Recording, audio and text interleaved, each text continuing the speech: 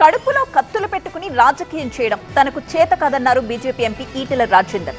రాజకీయాల్లో అబద్ధాల పునాదులపై కొంతమంది బతికేస్తున్నారని ఆరోపించిన ఆయన నిజాయితీగా పార్టీ కోసం కష్టపడటం తప్ప తనకు మరొకటి తెలియదన్నారు.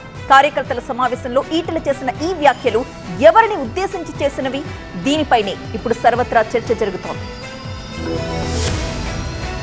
రేపటి గెలుపుకు సంకేతం ఇచ్చే అడ్డ ఇలా శామిలిపేట అడ్డ. దాన్ని పట్టుకొని వాడెవడు వాడు సైకోనా, శాడిస్టా, వాడు మనిషా, పశువా, వాడు ఏ పార్టీలో ఉన్నాడు, వాడు ఎవరి అండతో ఆ ధైర్యం చేస్తున్నాడు, వాడిని నేర్చుకోవాలి. వాడిని కానీ బీ కేర్ఫుల్ కొడుక, బీ కేర్ఫుల్. మేము శత్రువుతో కొట్లాడతాము, కానీ కడుపుల కత్తులు పెట్టుకొని కవలించుకునే సంస్కృతి మా రక్తం లేదు కొడుతున్నారు. మీరు ఎవడెవడు సోషల్ మీడియాలో పెడుతున్నారో, ఏమేమి రెచ్చగొడుతున్నారో, ఏమేమి చేస్తున్నారో మొత్తం పైకి పంపించే ప్రయత్నం చేస్తా.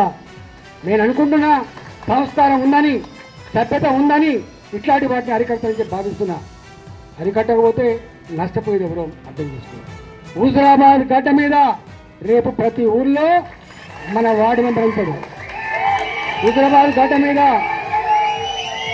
నా సర్పంచ్ ఉంటాడు.